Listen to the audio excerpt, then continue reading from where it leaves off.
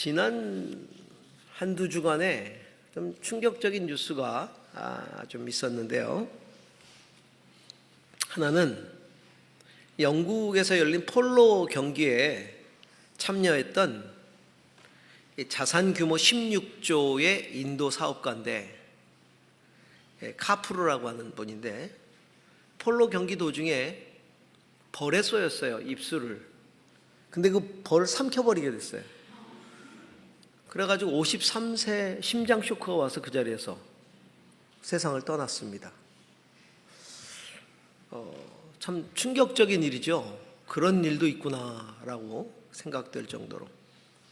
또 며칠 전에는 이 포르투갈 국가대표 축구 선수입니다.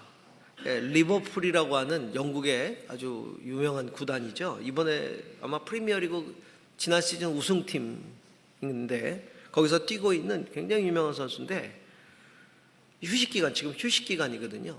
휴식기간에 동생하고 함께 스페인에서 차를 타고 가다가 드라이브를 하다가 타이어가 터져가지고 동생하고 같이 죽었어요. 28살. 결혼한 지 10일 만입니다. 뭐 이런 사건에 대해 사람들이 이제 막 글을 거기다가 이제 코멘트를 할 거 아닙니까? 근데 공통적인 코멘트가 뭐냐면 인생 무상이다. 인생 무상이다. 이런 코멘트가 많이 있었습니다. 온갖 부귀 영화를 누렸던 솔로몬 왕이 강조했죠. 그 인생을 다 누리고 살아보고 그가 끝에 말년에 인생을 돌아보면서 헛되고 헛되고 헛되고 헛되도다. 그 인생 무상을 그렇게 전도서에 기록을 했어요. 그래서 사람들은요, 그 인생을 허무하게 살고 싶질 않아서 좀 의미 있게 살고 싶어서, 행복하게 살고 싶어서 지식을 쌓습니다. 지혜를 얻으려고 노력합니다. 그러니까 어릴 때부터 영재교육 시키고, 학교교육, 사교육, 대학교육, 취직교육, 취직 이후도 공부를 계속하죠. 오죽하면 평생 교육원이 있겠습니까? 평생. 대학 졸업하면 끝인 줄 알고 소망을 가졌는데 평생 교육이래요. 나이가 들어서 이제는 끝났나 했더니 노인 대학을 가래요. 참 우리나라처럼 교육에 진심인 나라가 없잖아요. 근데 국민들이 실제 삶에 있어서 행복도가 얼마나 될까? OECD 36개 나라 중에 34개의 나라 중에 26위라고 합니다. 우리나라 행복도가. 그렇게 행복하다고 여기지 않는 거예요. 잘 사는데 세계 뭐 7대 8 강국 이렇게 들어가잖아요. 제일 행복하다고 생각하는 나라는요, 경제적으로 굉장히 낙후돼 있고요, 교육 수준이 굉장히 낮은 부탄이란 나라예요. 근데 국민의 97%가 자신을 행복하다고 여겨요. 우리가 지식을 쌓고 그 축적된 지식으로 경제의 부를 이루고 잘 살게 되었다고 해서 꼭 그것이 행복을 의미하지는 않는다는 거죠. 그 쌓은 지식이 유토피아를 우리에게 가져다 주지는 않습니다. 그래서 소크라테스는 그렇게 지식을 추구하려는 사람들을 향해서 너 자신을 알라라고 얘기했죠. 물론 뭐 델포이 신전에 적혀 있는 말인데 소크라테스가 자주 인용을 하다 보니까 소크라테스의 글이라고, 이제 말이라고 많이 알려져 있죠. 내 자신의 무지를 먼저 자각하라는 거예요. 그래야 지식을 얻는 데 있어서 겸손해질 수 있고 참된 지식을 얻을 수 있고 그 지식을 가지고 올바르게 사용할 수 있다는 의미가 됩니다.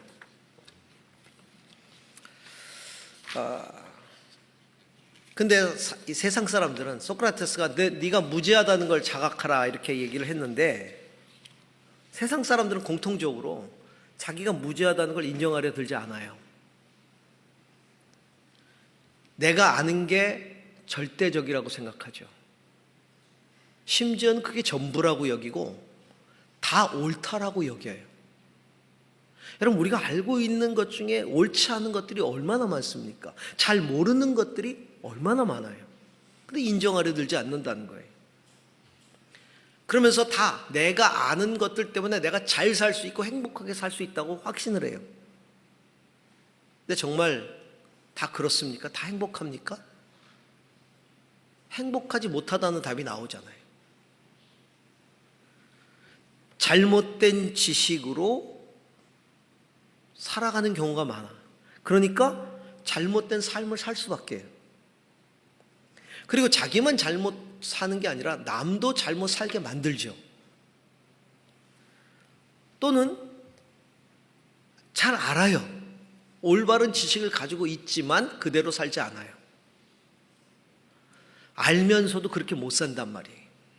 저도 제 인생도 그랬지만 여러분은 어떠세요? 여러분이 알고 있는 대로 옳은 대로 다 사셨습니까? 그렇지 못하잖아요. 그래서 솔로몬은 인생의 허물을 이야기하면서 지식의 허물까지도 이야기를 하고 있어요. 전도서 1장 16절에서 18절 보겠습니다. 함께 읽습니다. 나는 장담하였다. 나는 지혜를 많이 쌓았다. 이전에 예루살렘에서 다스리던 어느 누구도 지혜에 있어서는 나를 뛰어넘지 못할 것이다. 지혜와 지식을 쌓는 일에 나보다 더 많은 경험을 한 사람은 없다. 나는 또 무엇이 슬기롭고 똑똑한 것인지 무엇이 얼빠지고 어리석은지를 구별하라고 심려를 기울였다. 그러나 그처럼 알려고 하는 그것 또한 바람을 잡으려는 것과 같은 이름을 알게 되었다. 지혜가 많으면 번뇌도 많고 아는 것이 많으면 걱정도 많더라. 솔로몬은 특별히 인생의 허물을 이야기할 때 죽음 앞에 서 있는 인생을 바라보면서 허물을 이야기하거든요. 죽음 앞에 서 있는 삶이 얼마나 헛된 것인가. 사실 배우지 못한 우리 옛 어른들도 누군가 지인의 죽음들을 보시고 헛하나다 헛하네. 참 헛되구나. 이 헛한한 걸 이렇게 살아왔어. 뭐 이런 얘기 참 많이 하셨거든요. 굳이 뭐 엄청난 철학적 지식을 갖지 않아도 삶이라는 게 그렇잖아요. 죽음 앞에 서면 허무해지는 거예요. 그런데 이 죽음이라고 하는 것은요, 삶을 허무하게 만들 뿐만 아니라 우리 지식도 허무하게 만들 수가 있다는 거죠. 죽음 앞에서 더 이상 나의 알미라는 게 어떤 의미가 있습니까? 그 알미라는 게 내 죽음을 바꿀 수 없잖아요. 또 안다고 한들 그때 깨달아도 할 수 없잖아요. 그래서 사람들이 진작에 그렇게 살걸, 그제서야 깨닫는 거예요. 그렇지만 이제는 어쩔 수 없잖아요. 죽음 앞에서야 인간은 비로소 내 자신이 무지하다는 걸 비로소 깨닫게 돼요. 죽음 앞에서야. 근데 솔로몬이요, 허물을 이야기하면서, 심지어는 지혜와 지식의 허물을 이야기하면서 그 지혜, 그 지식을 전도서 곳곳에 중요하다고 말합니다. 허무하면서도 중요하다는 거예요. 죽음을 막을 수는 없어도, 지혜와 지식이 죽음을 막을 수는 없어도 의미 있는 죽음을 맞이하게 한다는 거예요. 의미 있게 죽음을 맞이하는 삶, 살게 만든다는 거죠. 그게 지혜고 그게 지식이라는 거예요. 그러면 의미 있는 죽음을 위한 삶을 살도록 만드는 지혜를 얻으려면 어떻게 해야 할까? 오늘 성경은 우리에게 그것을 이야기해 주고 있습니다. 자, 1절에서 4절을 다시 한번 읽겠습니다. 함께 읽습니다. 명예가 값비싼 향유보다 더 낫고 죽는 날이 태어나는 날보다 더 중요하다. 초상집에 가는 것이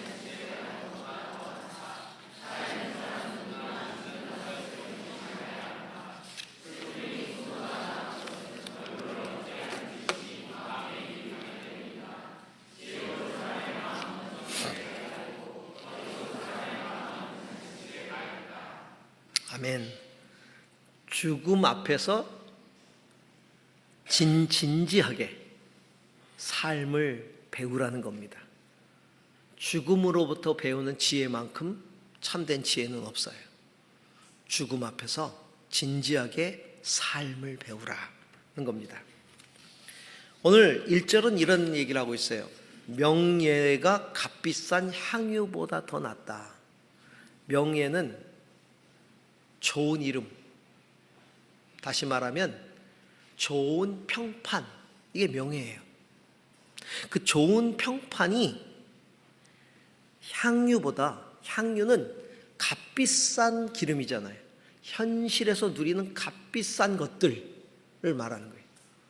그러니까 좋은 평판이 값비싼 눈에 보이는 것들보다 훨씬 더 낫다. 그런데 한 걸음 더 나가서 사람에게 인정받는 좋은 평판도 중요하지만 우리의 평판은 결국은 죽음 앞에서 우리가 얻게 되는 평판은 하나님께 인정받는 것이거든요. 아무리 살면서 좋은 평판을 받아도 그건 사람이 해주는 것이잖아요. 근데 죽음 이후에는 하나님이 우리 인생을 평가한다고요.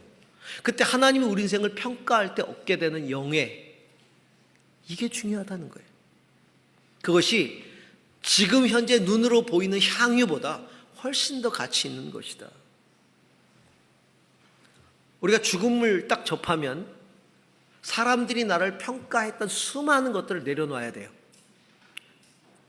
돈, 명예, 권력, 외모, 지식. 사람들은 그걸 가지고 사람을 평가하거든요. 그것에 둘러싸여서 우리는 판단받았단 말이에요. 평가를 받았어요. 그런데 죽음과 동시에 우리는 그것들을 다 내려놓게 되잖아요. 제대로 나에 대해서 평가가 내려지기 시작해요. 다 내려놨을 때, 나라는 인간에 대해서 욥이 고백한 것처럼 내가 모태에서 적신이 되어 벌거숭이가 되어 태어났은즉 다시 적신이 되어 벌거숭이로 돌아간다. 벌거숭이로서의 우리 인간의 마지막 그 평판은 하나님이 내려주시는 거거든요.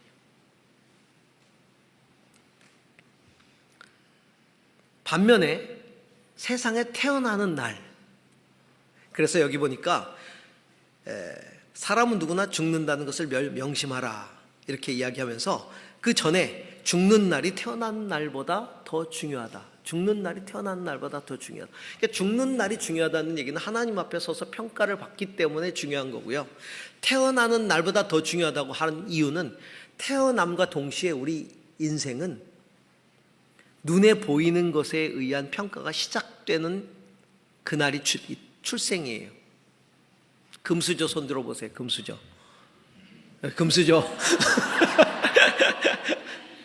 여러분, 우리가 왜 금수저라고 부르고 흙수저라고 부릅니까? 태어나면서부터 평가하는 거잖아요. 어떻게 태어났느냐. 그때서부터 평가받기 시작해요. 그래서 사람은 죽을 때까지 눈에 보이는 것에 의해서 평가를 받기 때문에 그걸 쌓으려고 그렇게 애쓰는 거예요. 그것을 위한 전쟁을 시작하는 날이에요. 출생은 눈에 보이는 것들에 의한 평가를 위해서 전쟁을 시작하는 날. 이게 출생이에요. 그래서 지혜로운 사람은 죽음을 통해 배운다는 겁니다. 죽음을 통해 삶을 배운다.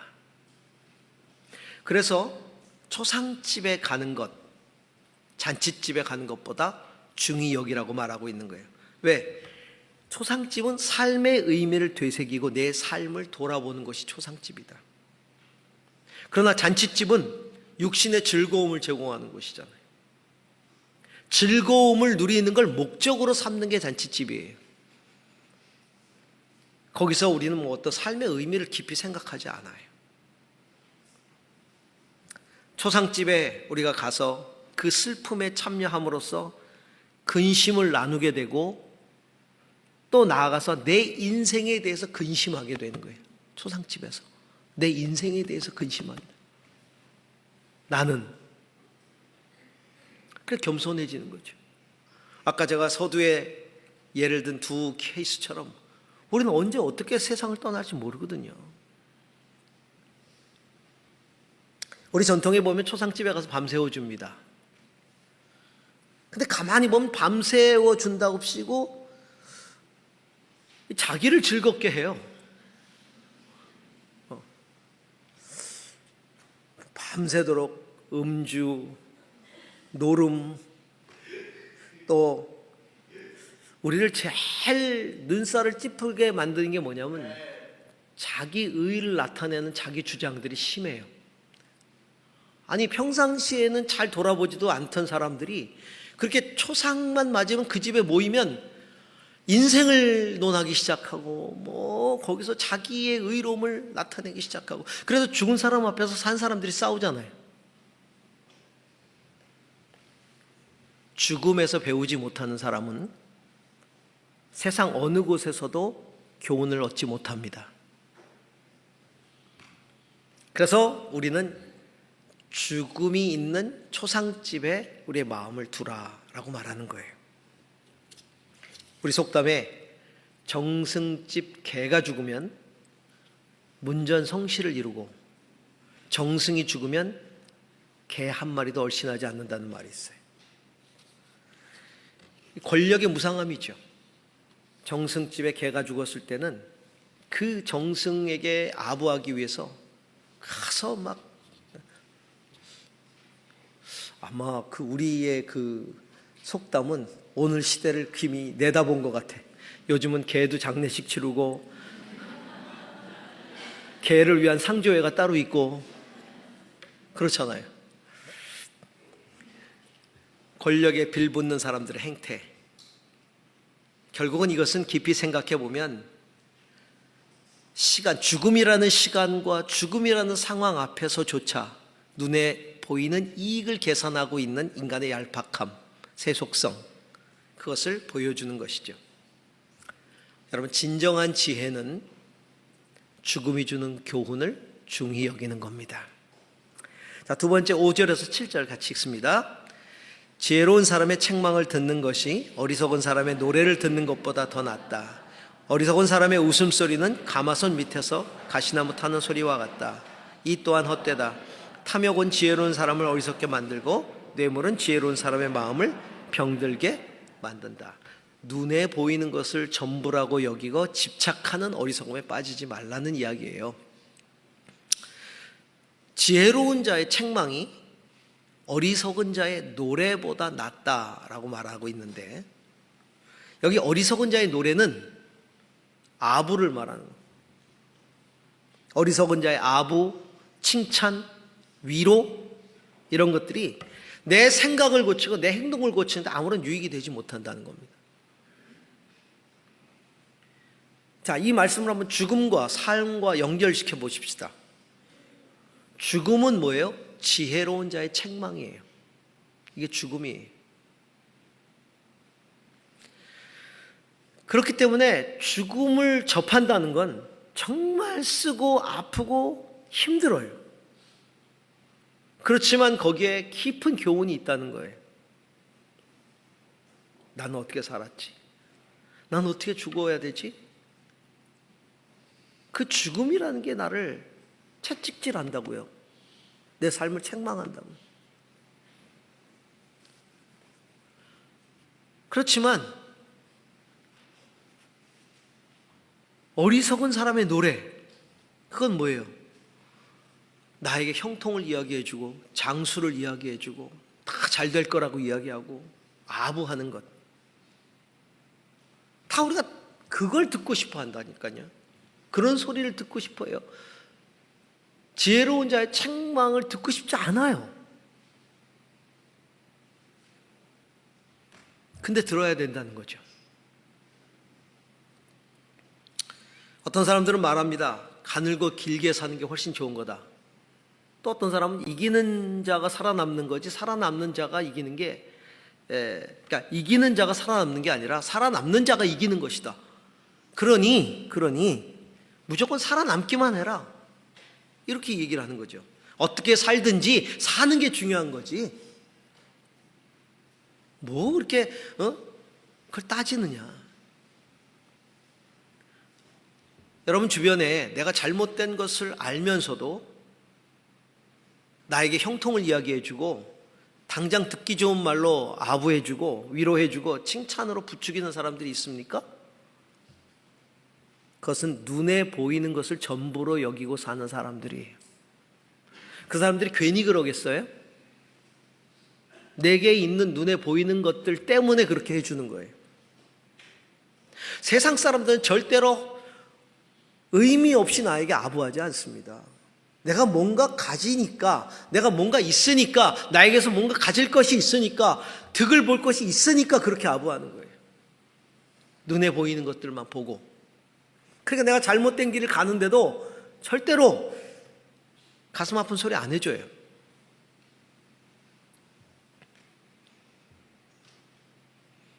내가 무언가를 소유하고 있을 때 이득을 얻으려고 하죠. 그러나 잃게 되었을 때는 다 떠나갑니다. 여러분 기억하십시오. 내가 그것들을 잃었을 때 그들은 내 인생에 아무것도 책임져 주지 않아요. 아무것도 책임져 주지 않습니다. 그리고 내 곁을 다 떠나갈 겁니다. 성경은 그런 사람을 가마솥 밑에서 타오르는 가시나무라고 말하고 있어요. 가마솥 밑에서 타오르는 가시나무. 이 가시나무는요, 타는 소리가 굉장히 크다 그래요. 그래서 뭐 그 타는 소리만 들으면 엄청난 화력이 있을 것 같은데 이게 화력이 없답니다. 소리만 크지 화력이 없는. 그들은 나를 향해 큰 소리를 내지만 의미 없다. 가치 없다. 그들에게는 진리라든가 올바른 가치라든가 유향보다 값진 명예라든가 이런 것들은 보이지 않아요. 그들은 그런 것들에 중요성을 두지 않죠. 왜? 자신의 인생이 그렇게 값지게 여겨져 본 적이 없기 때문에, 그렇게 쓰여져 본 적이 없기 때문에 그러는 거예요. 그들은 요란한 웃음소리 하면서 이렇게 말하는 거죠. 우리에게 눈에 보이는 것들로 너를 지켜라. 그것들이 너의 진정한 삶과 기쁨을 보장해 줄 것이다. 이런 유혹의 소리를 들려주는 거죠. 그러면 나는 점점 더 그것들을 추구하게 되어 있어요. 그 소리를 듣고 그리고 그것을 얻으려고 무엇이든지 하게 되는 거죠. 그래서 오늘 7절은 탐욕의 이야기를 하고 있어요. 그런 사람의 소리를 들으면, 장작 타는 소리와 같은, 가시나무 같은 그런 사람들의 소리를 들으면, 눈에 보이는 것들을 집착하고 살아가라는 소리를 들으면 눈에 보이는 것들을 얻기 위해서 나는 탐욕을 부릴 수밖에 없는 거예요. 옛날 성경은 탐학이라고 얘기를 했어요. 내가 가진 권세를 이용해서 내 욕망을 채우는 거죠. 결국은 부당한 물질을 요구하기까지 합니다. 그래서 뇌물이라고 말하고 있어요. 탐욕은 지혜로운 사람을 어리석게 만들고 뇌물은 지혜로운 사람의 마음을 병들게 만든다. 뇌물까지도 받게 되는 거예요. 사도 바울은 탐심은 곧 우상숭배다.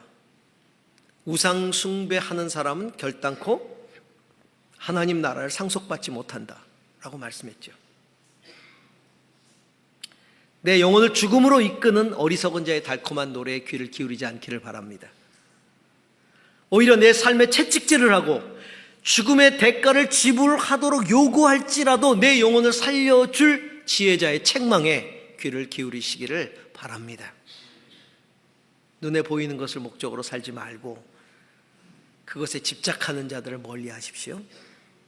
참된 지혜자의 말에 귀를 기울이되 무엇보다도 지혜의 원천이신 예수 그리스도의 말씀에 귀를 기울이시기를 주의 이름으로 축원합니다. 자, 마지막 세 번째 8절에서 10절입니다. 같이 읽습니다. 일은 시작할 때보다 끝낼 때가 더 좋다. 마음은 자만할 때보다 참을 때가 더 낫다. 급하게 화내지 말아라. 분노는 어리석은 사람의 품에 머무는 것이다. 옛날이 지금보다 더 좋은 까닭이 무엇이냐고 묻지 말아라. 이런 질문은 지혜롭지 못하다. 네. 과거를 바라보고 과거를 좋게 여기고 과거에 사로잡혀 살면서 오늘의 삶에 불평하고 분노하지 말라는 거죠. 미래를 바라보면서 오늘 내 삶에 인내하면서 최선을 다하라는 겁니다. 이게 참된 지혜다.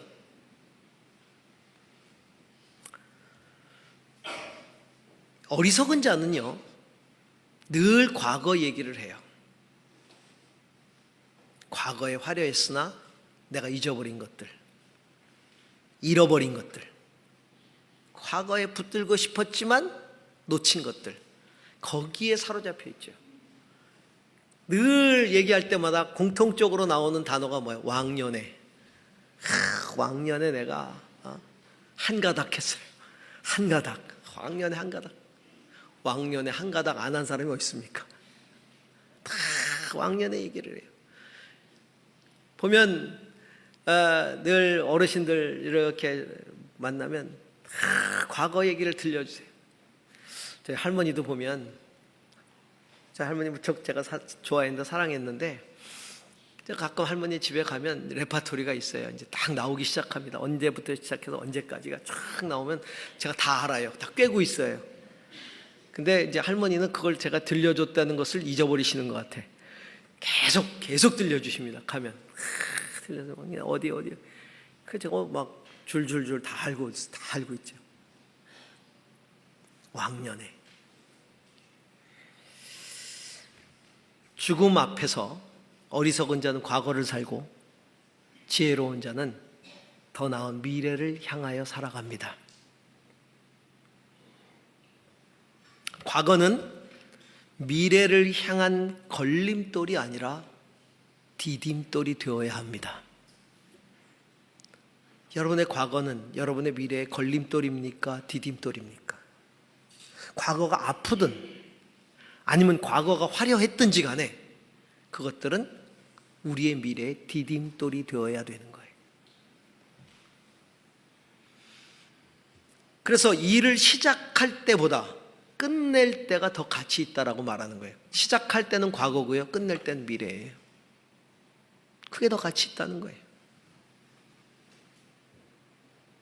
근데 늘 과거를 사는 사람의 특징은 오늘 늘 분노하고 있어요. 왜? 내가 과거에 왕년에 그랬는데 지금 내 모습이 그렇지 않거든요. 그러니까 늘 과거 얘기를 하면서 오늘 분노해요. 화를 내요. 근데 뭐 늘 내가 잘못해서 화를 냈다고, 화가 난다고 말하는 사람은 별로 없어요. 다 누구 때문에, 환경 때문에, 무엇 때문에 내가 이렇게 됐다라고 항상 그렇게 핑계를 대고 분노가 막 속에서 있죠. 그렇죠? 그러지 말라는 거예요. 그렇게 과거를 살지 말라는 거예요. 과거를 이야기하지 말라는 거예요. 여러분, 카인과 아벨의 이야기를 아시죠? 카인은 예배의 실패라는 쓰라린 과거가 있어요.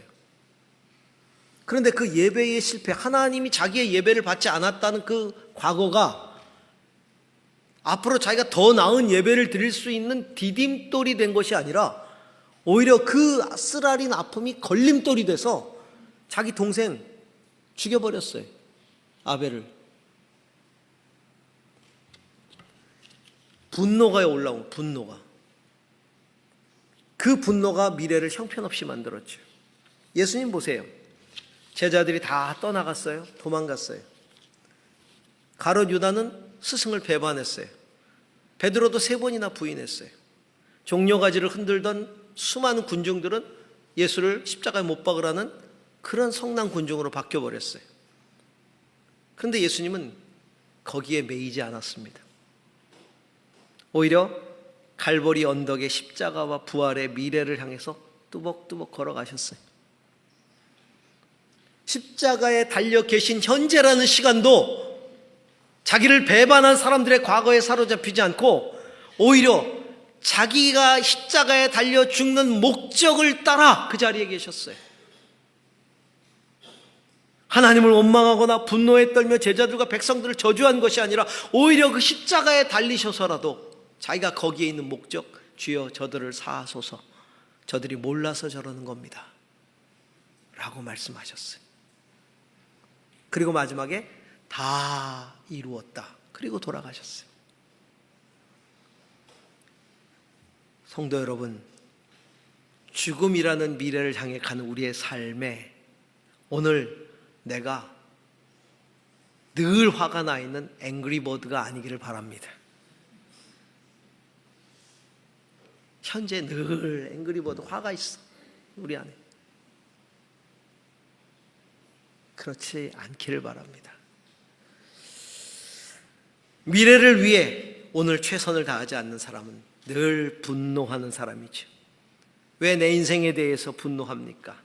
최선을 다하지 않으면서 왜 남에 대해서 분노합니까? 환경에 대해서 분노합니까? 왜 내 책임을 남에게 돌리려고 합니까? 여러분, 죽음은 나를 분노하게 만들었던 사람이나 환경, 거기에 관심 없어요. 죽음은 그것들과 상관없이 항상 내 앞에 서서 내 이름만 부릅니다. 그 죽음 앞에서 탓할 거예요? 죽음 앞에서 누구 때문이라고 화낼 거예요?